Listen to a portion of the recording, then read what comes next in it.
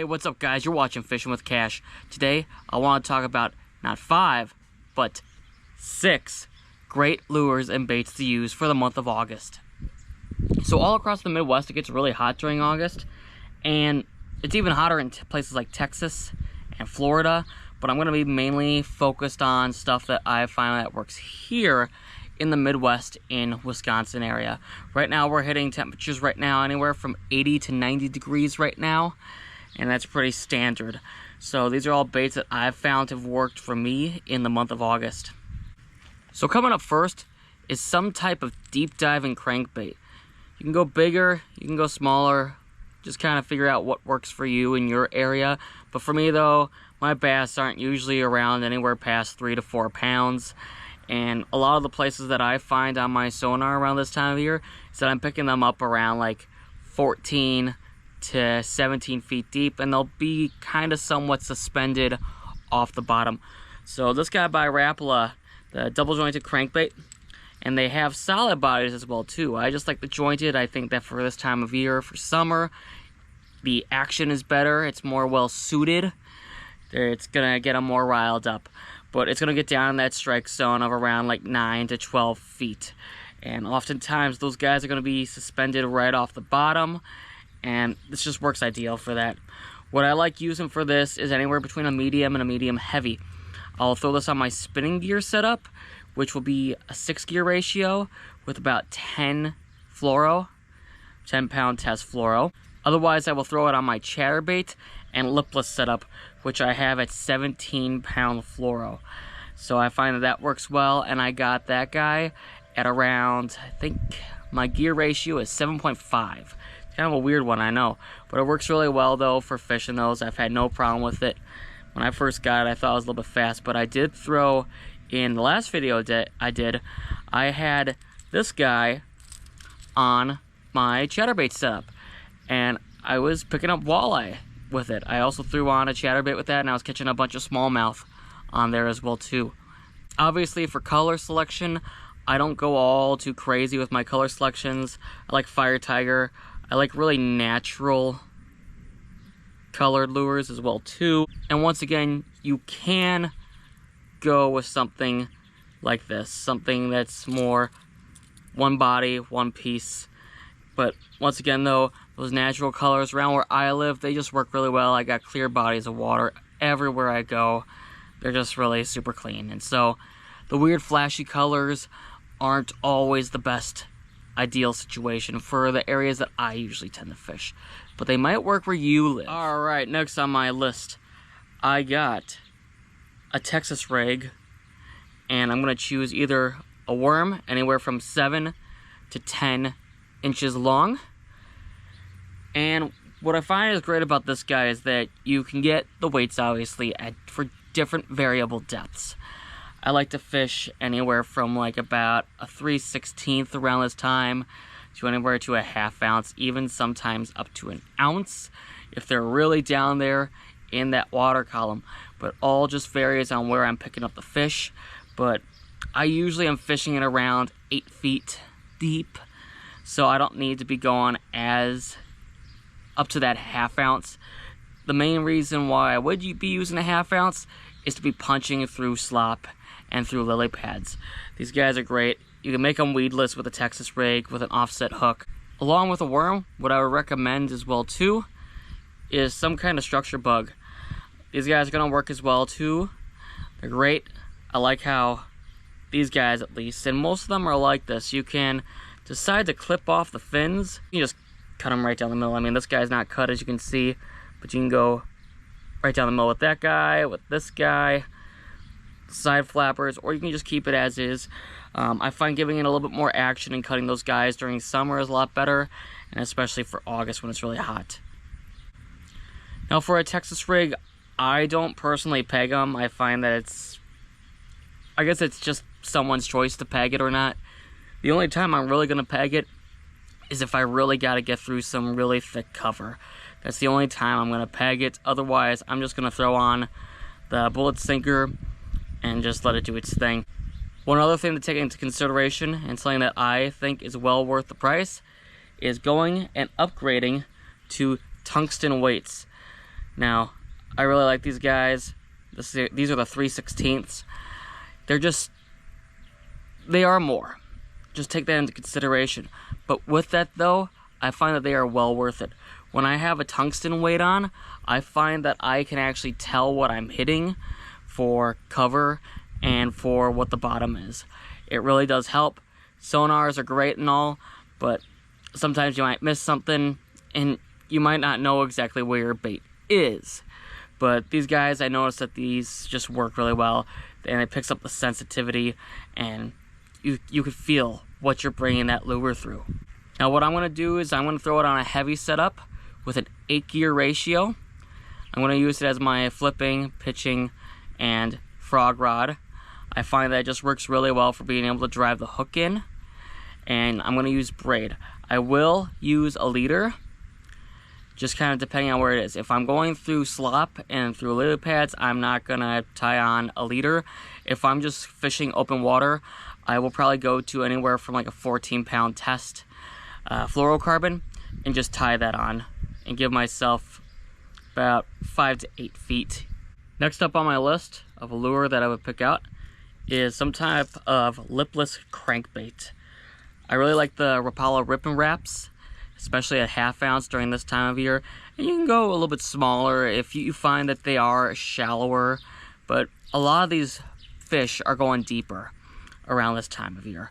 So you're gonna want that heavier weight, and we've already got stuff to cover that shallow stuff, and we got some more coming up. But get a 1/2 ounce up to 7/8 ounce, the Googan Squad lipless crankbait.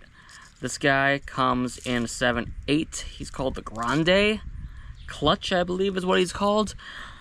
I find, once again, just natural colors. The UV stuff for the Rip and Wrap is kind of, I guess it's your choice. I've never used them. I don't think that they're that ideal. I can see it being good for walleye though. That is for sure. Or for night fishing. But I like more simple colored hooks and lures. What I like throwing this guy on is my lipless and chatterbait rod setup. So it's a medium heavy 7.3 foot rod, and the gear ratio is 7.5. Alright, coming in at the 3rd place is a top water lure.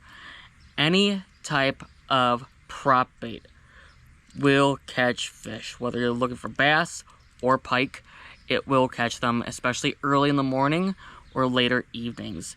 Especially when that water is kind of cool, they're kind of moving in the feed a little bit. It's just a great way to attract them. It really annoys them too. So this guy's a nipper ditty. You can still find these guys. I find that they work just extremely well in August. I've had extremely great, fantastic luck with these guys in the month of August. That's why I'm recommending it. I find that it just riles them up a lot more and it calls them up to the surface. Along with a prop bait, even a whopper plopper, I would throw in that category. These guys are going to work really well. Once again, it just drives the fish nuts. Really annoys them. It irritates them. They like that sound, especially during this time of year. And once again, natural colors. I do like the white. I like the powder coated look for the whopper plopper. I also like throwing the perch.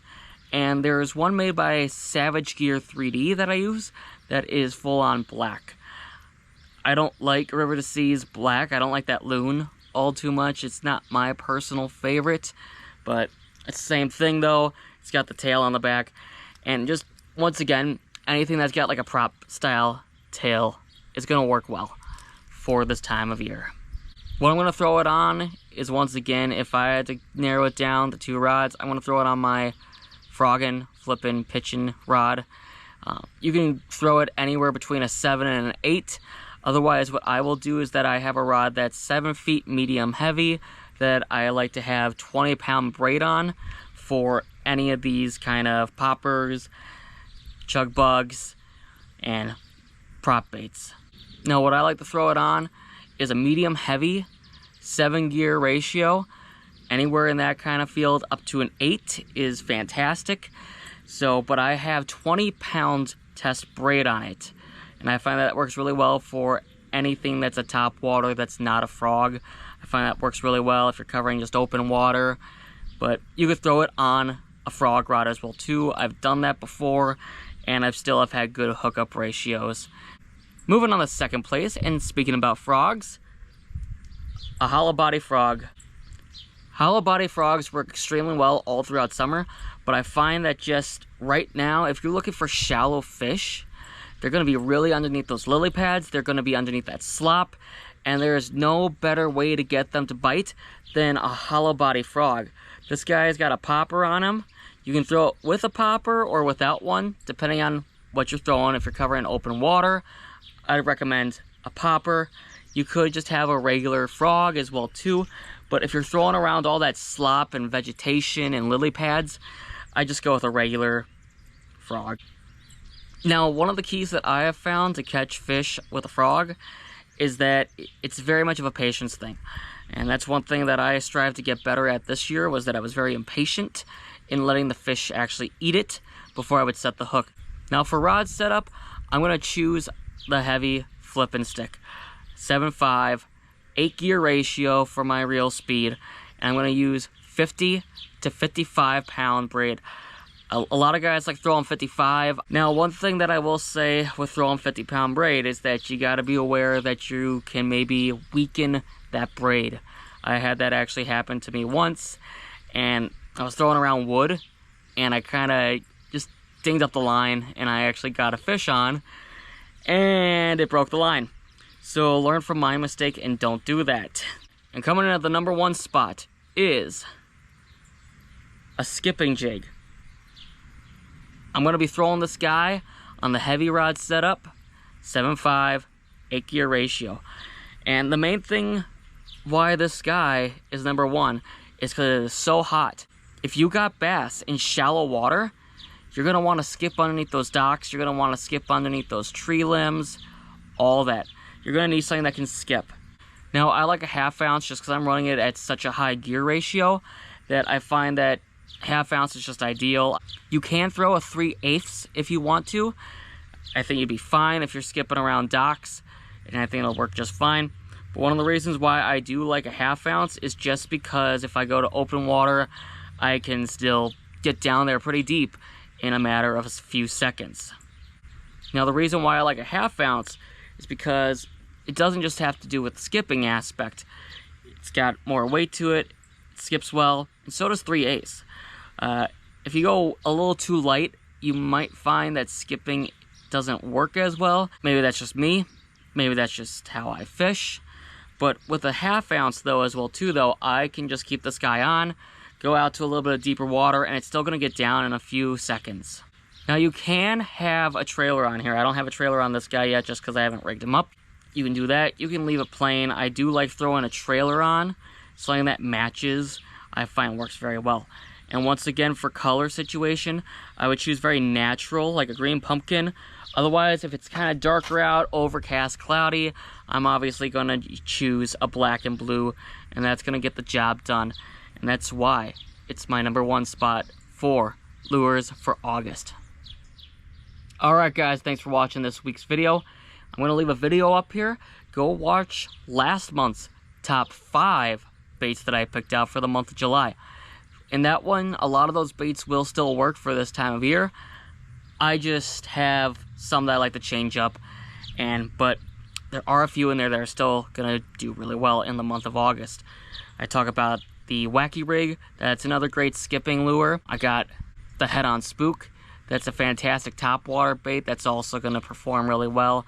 And there's a few others in there, like a deep diving crankbait, of course, is going to work as well too.